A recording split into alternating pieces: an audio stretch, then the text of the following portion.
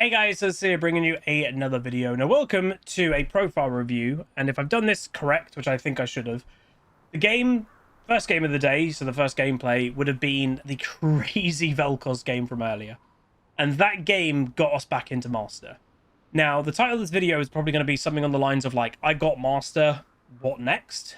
Because usually whenever we get Master, typically it's at the end of a split or a rank season. Because, you know, right at the end of a ranked season, I start to kind of really trying and we managed to just get into Master. But obviously, we've hit this really quick in 79 games. You know, it's been, what, just over 2 weeks since the split began. So, considering we've got it in 2 to 3 weeks, and the split's going to be lasting, you know, months, if I actually went on my ranked profile in the client very quickly, we have got 96 more days. That's over 3 months. So what am I gonna do? So there's 3 options, and obviously this is going to be a profile review to kind of talk about how have I climbed, how did I get there, and stuff like that. But like the 3 options that I've got in my head, and this is where I'd like to know where YouTube, you know, where you guys would like and what to see. So obviously I've done this on the Mundo's Nurse account. We got Master just last split, and we've now got Master again. Do I keep going on the Mundo's Nurse account and push for Grandmaster? I've never been Grandmaster before, and weirdly with like not really try-harding to get Master again, maybe I can get Grandmaster, like who knows. So there's that option, Grandmaster. Second would be the Huzzy account. You know, I personally don't really care what account I play on, because it does somewhat feel like the Huzzy account is just screwed MMR-wise, but if I've managed to get Master easy, then surely I can just get the Huzzy account back to High Diamond. That shouldn't be that hard. So do I do that? And then the third option, and this is where like I think I can do 2 of these things, I don't think I can do all 3, is I recently just got given my new Riot account for this year. So it's a fresh level 30 account that I can do whatever I want with it. It's got all the champions unlocked. A new unranked to Diamond, and obviously, well, not unranked to Diamond, it'll be an unranked to Challenger, but with the twist of it's not a typical one that we'll be doing technically Phil to Challenger. And the way that we're going to do it, because I don't want to just queue up as Phil every game because we'll get support 90% of the time or whatever, we'll have a dice roll. So at the beginning of a before I queue up, I roll a dice, and if I roll a 1, I go top lane. If I roll a 2, I queue as, you know, jungle or whatever. With it being a 6-sided dice, if I roll a 6, then I actually have to queue up as Phil. So that's the idea that I've got. I've got the account. So those are the 3 options. And as I said, I don't think I can do 3 of them. I don't think I can play on all 3 accounts actively and all of them do well. I think I can do 2 of those things. I'm personally leaning towards the Mundo's Nurse account and the new Unranked to Master. And the reason, by the way, I'll be titling it Unranked to Master is last split, we officially did do an Unranked to Master the first time ever on this account. So Mundo's Nurse was unranked, and we got it to Master in a split.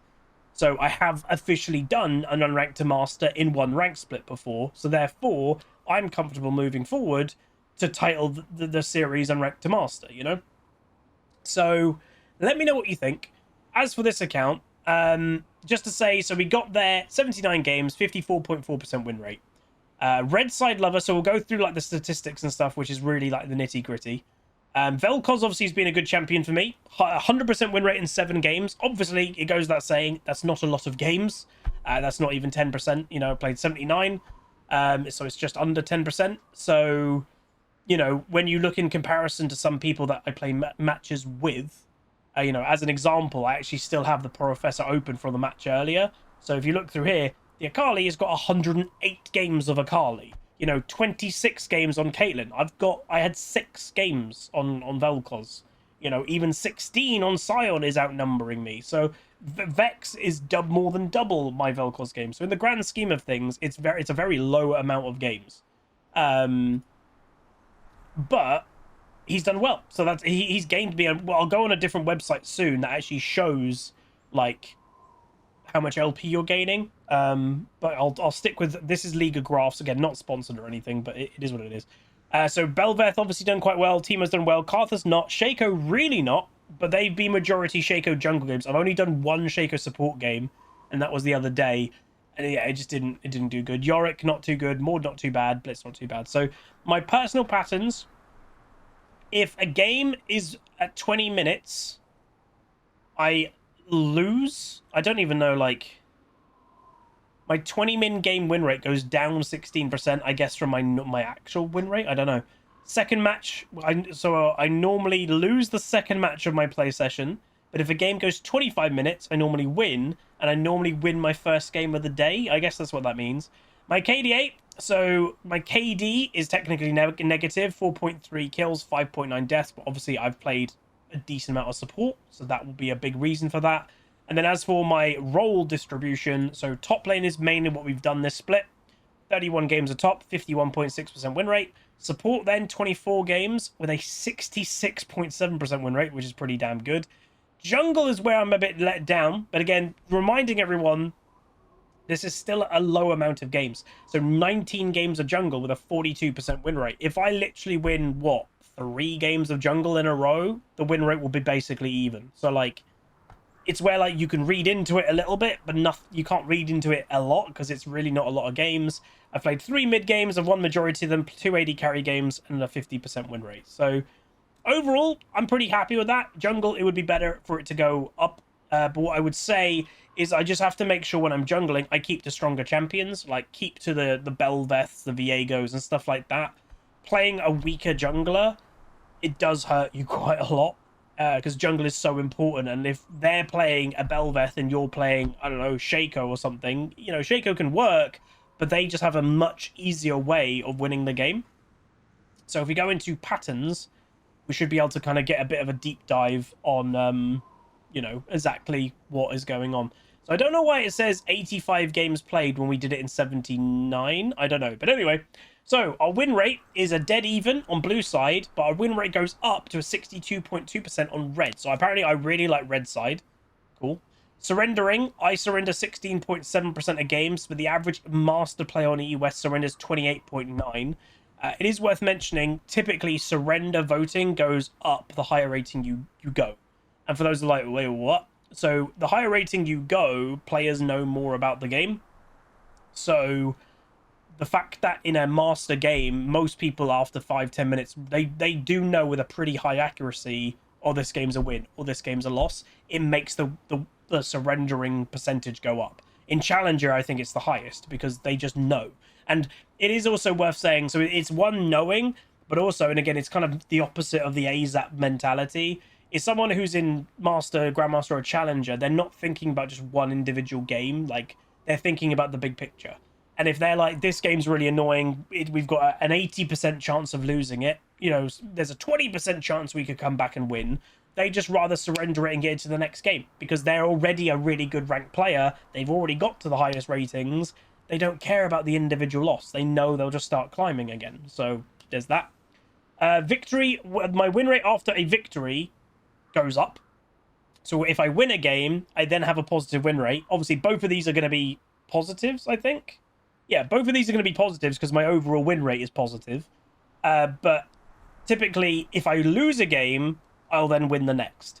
But I will say majority, they're very close to each other. It has kind of felt a lot of my games have just been, you know, win-loss, win-loss, win-loss, win-loss. And then recently, I've managed to kind of go on like a 4-win streak here or a 3-win streak here. And then I'll go back to win-loss, win-loss, win-loss, win-loss, which is fine.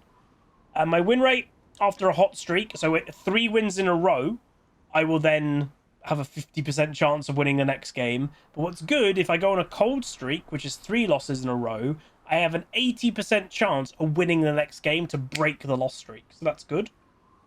My win rate, or when I personally have got 2+ kills at 10 minutes, my win rate is 55.6. The master average, so this is my first bad stat, is 60.9%. So that to me means if I get an early lead, I'm not using it as much as a typical master player. So that's one thing for me to notice. But then win rate, if I'm down 2 kills, and this is where I'm just more of a consistent player. So even though it's less than a typical master player, if I'm down at 2 kills at 10 minutes, I have a 50% win rate, even where the average master player has a 38.5. So I don't tilt as much. Like, I stay in the game, which is good. So that is good. I average about 6.5 games per session, and those are the 3 obviously days that I play: Monday, Tuesday, Thursday, Friday. I will say that is going to be changing soon. So typically, obviously, I take weekends off nowadays, and I know that's a luxury to do, but I do that because I want to spend time with Queen Pleb, my fiance, and my puppy dog. And Queen Pleb works a normal 9 to 5 Monday to Friday, so we don't get a lot of chill time together in the week. You know, by the time that the work day finishes, she's tired, I'm tired, we cook dinner, we chill a little bit, like not much, an hour, and then we go to bed. So just to have the weekends with my family, I love that. So what's changing is I take Wednesdays off for my gym day. Well, my whole gym thing is changing. So my trainer is going to be stopping in-person training because his online business is doing so well. So I myself am actually going to start going to the gym 3 days a week without my trainer, but I'm actually going to become an online client of his instead. So he'll still be training me, I'll still be meeting him up, and when I do my powerlifting meet, he'll be my handler for the day and everything. And I'm going to be looking to do Monday, Wednesday, Friday as gym days in the morning before my stream. Therefore, I won't need Wednesday off. So I actually will be going to Monday, Tuesday, Wednesday, Thursday, Friday, 5 days a week streams. So that will be good. More games, more everything. So that's nice. Again, some of this stuff I will say, like, you know, win rate per hour of day, like, there's no point looking into that, I would be honest. And then, you know, win rate per game duration, if it's a 15-minute game, I win 80% of those, so I don't usually get stomped up at 80% at 15-minute win or 15-minute games. 20-minute games, I do lose more. If the game ends at 20 minutes, I'm typically losing it, not winning it. But if a game goes to 25, I typically win 60-odd% of those. And obviously the dotted line is my actual win rate, 54% or whatever, nearly 55. If the game goes 30 minutes, that looks to probably be about a 50% win rate. If the game goes 35 minutes, I have over an 80% chance of winning. But if a game is a 40-minute game, 0%. But the funny thing is, if I had a wager, I've probably only got 1 game or something at a 40-minute game. Like, games don't last that long nowadays. But yeah. Overall, pretty good, but that interests me that I don't win as many games when I have an early lead, but at the same time, that, again, it doesn't surprise me because, again, I am consistent, so I may not get 20 kills in a match, but I also don't die 20 times. Like, I'm consistent, so that's why both of these, like, it does kind of make sense. So what I'll quickly do is go on another website that hopefully shows LP gains per champion. All right, welcome to the next website. So in theory, this website shows how much LP you've gained for the champions you've played or lost. It's actually the website that, if you're wondering, like, you were spamming so much Shaco last year, you're having a lot of fun and stuff, why did you stop playing it a lot? This website opened my eyes. I lost LP playing that pick. So I think in total for support Shaco, because this website actually will kind of show the differences between two different roles, I lost something like 75 LP for playing support Shaco. So, you know, that ain't great. So we'll go on champion stats and then we'll get the overall. So Vel'Koz, which obviously is the pick that we got promoted to master, we have gained a total of 144 LP playing Vel'Koz. So that's a good pick. Bel'Veth, we've won 46. Karthus, we've won 14. Shaco, which again is a champ that I've played a bit of, has lost me 45. Eesh. So yeah, maybe the time of Shaco is gone. Teemo has gave me 74. Yorick has lost me 10. So again, if you're wondering, like, how the hell does it only lose you 10 if you're 1 and 3 with it? You have to remember when it comes to, like, obviously demotions and promotions are fluid nowadays, but like, I might have played a Yorick game in one of the placement games, so technically you won't lose any LP for that, even if you lose it. Could be that. Blitz I've gained a bit. Maud dude, I didn't, yeah, 100% win rate on Maud as well. Okay. Renata, again, what I would say about this type of video, I like to document it, I like to show it, but these are so little amount of games. You know, that's 3 games of Maud, 3 games of Blitzcrank, 3 games of Renata. So seeing this, I've lost 17 LP. Is this going to put me off playing Renata? No. Because, like, legit, 1 more game and we win it is a 50%. What I would say, though, it does kind of open my eyes with some things, like Shen. I played a game of him today. Yeah, he's just not worth playing. In current meta, he just feels bad because any time that you leave, your lane opponent gains so much and you can't gain enough at least in the early to mid game on Shen, for a teleport play with your ultimate, you cannot gain enough to what your opponent is also gaining. So your opponent is gaining solo XP, solo farm, and tower plates. You could teleport, you could get a kill. But that's the thing, a lot of these teleports, you don't want to get the kill, you want to give it to your AD carry. It's not worth teleporting away, and that's kind of Shen's whole thing. So, yeah, some of these picks, not bad. You know, Fiora's there, Gangplank's there. What's my worst? Well, my worst LP gain, I imagine, is going to be, yeah, the Shaco. Jax has lost me 2 games. Morgana's lost me 2. Shen, obviously. And again, how does Shen with 0-3 only lose me 19? Again, one of them had to be a placement game, I guess. But yeah, this is eye-opening. I've only played 1 game of Anivia. But yeah, so again, I'm not going to look at this and get put off massively on certain champions, because again, it's such a little amount of games. But I think I am just naturally put off playing Shen, to be honest, now. I tried to play a game earlier today. I actually played well. I solo killed the Aatrox a few times, but every time I left, Aatrox just gained. Every time I left, Aatrox just gained. And it just sucked. But yeah, not bad. Obviously, both of my Brom games were literally today. And I actually think Brom was pretty damn good, to be honest.